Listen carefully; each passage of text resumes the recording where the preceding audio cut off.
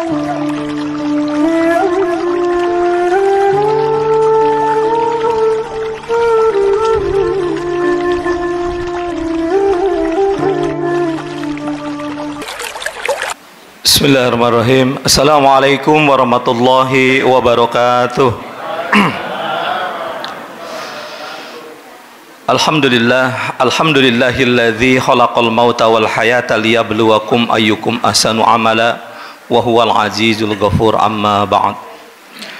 Puji syukur marilah kita panjatkan kehadirat Allah Subhanahu wa taala atas segala limpahan rahmat, taufik, hidayah serta inayahnya, sehingga pada malam hari ini kembali kita diberikan kesempatan oleh Allah, kita dipilih oleh Allah untuk sama-sama kita mensyiarkan atau meramaikan malam-malam Ramadan kita dengan melakukan ibadah, yaitu salat tarawih. Salawat teriring salam semoga tercurah untuk Nabi Muhammad SAW, kepada keluarga, sahabat, tabi'in, tabi'ut tabi'in dan para pengikutnya, yang mudah-mudahan kita semua termasuk pengikut baginda Rasulullah SAW yang selalu istiqamah menjalankan sunnah-sunnahnya hingga akhir zaman. Kelak kita akan mendapatkan syafaat beliau di yaumil akhir. Amin ya rabbal alamin. Hadirin yang dirahmati Allah, tema kultum kita pada malam hari ini yaitu dengan memahami hakikat kita sebagai manusia agar kita bisa meningkatkan kualitas ibadah kita. Tidaklah sama ibadah seseorang yang orang itu memahami hakikat dirinya dengan orang yang tidak memahami siapa sebenarnya dirinya. Sebelum kita masuk ke pembahasan tentang hakikat manusia, saya akan sampaikan kembali tentang pengertian ibadah. Apa sih ibadah itu? Ibadah adalah segala sesuatu yang disukai dan diridhoi oleh Allah, baik ucapan ataupun perbuatan, baik secara terang-terangan ataupun sembunyi-sembunyi. Kemudian ibadah itu dibagi dua. Ada ibadah mahdhah dan ibadah ghairu mahdhah. Apa sih ibadah mahdhah ini? Ibadah mahdhah adalah ibadah murni. Jadi ibadah memang yang sudah diturunkan langsung oleh Allah atau disampaikan oleh Rasulullah, baik bacaannya, baik doanya, maupun segala aturan-aturannya. Contohnya apa ibadah mahdhah itu? Salat, puasa, zakat, dan haji. Adapun yang kedua yaitu ibadah ghairu mahdhah, yaitu di luar ibadah mahdhah tadi, itu namanya ibadah ghairu mahdhah. Seperti berkata baik, berbakti kepada orang tua, senyum, kemudian menyingkirkan duri di jalan, itu adalah ibadah juga yang kita sebut dengan ibadah ghairu mahdhah. Baik, kita masuk ke pembahasan hakikat kita sebagai manusia. Akan berbeda kualitas ibadah seseorang yang memahami siapa dirinya sebenarnya. Yang pertama, hakikat manusia adalah sebagai makhluk. Manusia itu sebagai makhluk. Makhluk ini artinya adalah sesuatu yang diciptakan, tidak terjadi dengan sendirinya. Kalau kita memahami diri kita sebagai makhluk, berarti ada yang menciptakan diri kita, yang kita sebut dengan Khalik, yaitu Allah Subhanahu wa ta'ala. Apa dalilnya? Surat Al-Baqarah ayat 21. Bismillahirrahmanirrahim. Ya ayuhan nasu ubudu rabbakumul ladzi khalaqakum wal ladzina min qablikum la'allakum tattaqun. Artinya, hai manusia, sembahlah Tuhanmu yang menciptakanmu dan menciptakan orang sebelum kamu agar kamu bertakwa. Dalil lain yang menerangkan bahwa manusia adalah makhluk, bahwa manusia adalah yang diciptakan, tidak jadi dengan sendirinya. Surat Al-Alaq ayat 1, Bismillahirrahmanirrahim. Iqra bismi rabbikal ladzi khalaq, yang artinya bacalah dengan menyebut nama Tuhanmu yang telah menciptakanmu. Ya. Jadi dua dalil di atas sudah jelas bahwa manusia itu tidak jadi dengan sendirinya, bahwa manusia ada yang menciptakan, yaitu Allah Subhanahu wa taala.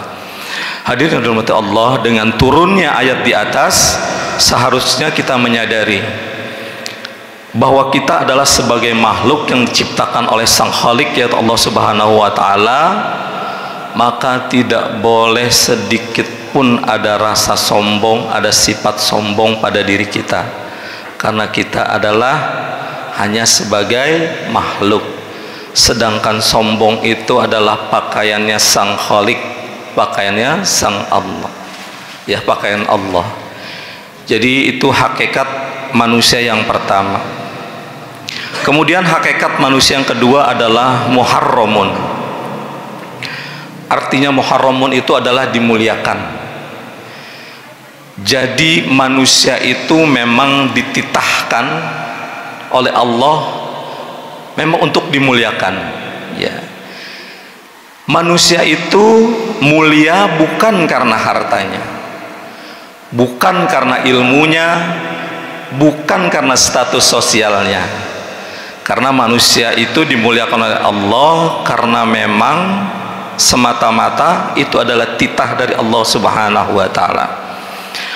Sebagaimana firman Allah dalam surat Al-Isra ayat 70, Bismillahirrahmanirrahim.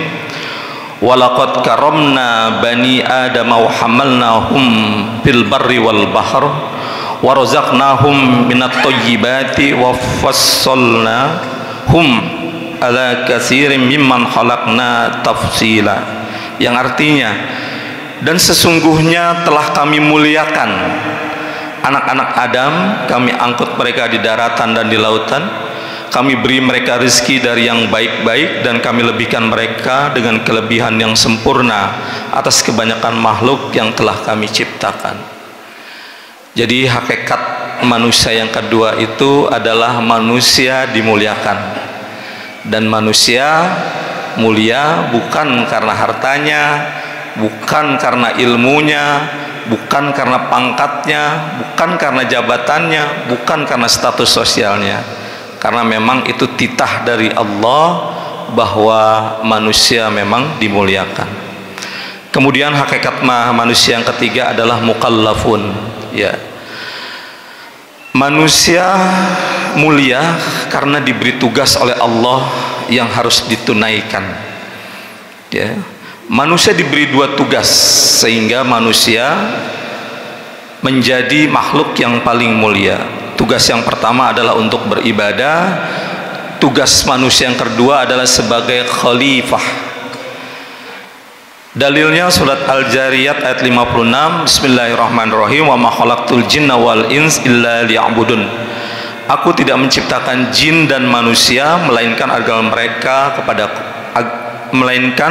mereka beribadah kepadaku. Kemudian dalil yang kedua, manusia itu sebagai khalifah. Khalifah itu artinya orang yang diberi kewenangan dalam rangka mengelola semesta alam sesuai dengan tuntunan yang disyariatkan. Dalilnya surat Al-Baqarah ayat 2, Bismillahirrahmanirrahim. Wa isqala rabbuka lil malaikati inni ja'ilun fil ardi khalifah. Bahwa manusia dijadikan Allah sebagai khalifah di bumi yang diberi tugas memakmurkan bumi. Jadi manusia dimuliakan itu karena diberi tugas. Ada dua tugas manusia. Yang pertama untuk beribadah, yang kedua manusia itu sebagai khalifah. Kemudian hakikat manusia yang ketiga adalah mukhayyar atau diberi pilihan, ya. Setelah manusia diberikan pengetahuan oleh Allah tentang mana yang baik dan mana yang buruk, manusia diberikan pilihan untuk menentukan sesuatu sesuai kehendaknya. Jadi mau mematuhi perintah Allah atau tidak, itu diserahkan kepada manusia, tetapi semua itu ada konsekuensinya, ya. Manusia bisa memilih melaksanakan tugas yang diberikan atau tidak, mau beribadah atau tidak, tetapi setiap pilihannya akan dimintakan pertanggungjawabannya kelak. Sebagaimana Quran surat Asy-Syam ayat 8, Bismillahirrahmanirrahim, walhamaha fujuraha wa taqwaha. Maka Allah menjelaskan kepada manusia tentang jalan kejahatan dan jalan ketakwaan. Jadi oleh Allah manusia itu diberikan pemahaman dulu, mana yang baik, mana yang buruk. Setelah diberikan pemahaman, manusia diberikan kebebasan untuk memilih, mau pilih yang baik atau mau pilih yang buruk, silahkan. Tapi ingat, semua itu ada konsekuensinya. Kemudian hakikat manusia yang kelima adalah matsiyun, yang artinya diberi balasan. Ya, jadi atas setiap pilihan yang diambil oleh manusia, Allah akan memberikan balasannya sebagaimana firman Allah dalam surat Al-Zalzalah ayat 7 dan 8. Bismillahirrahmanirrahim. Faman ya'mal mithqala dzarratin khairan yarah wa may ya'mal mithqala dzarratin syarran yarah. Bahwa kebaikan sebesar biji zarah pun, ya, Allah akan memberikan balasannya. Begitupun dosa atau keburukan yang dilakukan oleh manusia sebesar biji zarah pun, Allah akan memberikan balasannya pula. Jadi itu hadirin yang dirahmati Allah, hakikat kita sebagai manusia. Mudah-mudahan setelah kita memahami siapa hakikat kita sebenarnya, ya, ibadah kita akan semakin berkualitas. Amin ya rabbal alamin. Demikian kultum yang dapat kami sampaikan, lebih dan kurangnya mohon dimaafkan. Wabillahi taufik wal hidayah. Wassalamualaikum warahmatullahi wabarakatuh.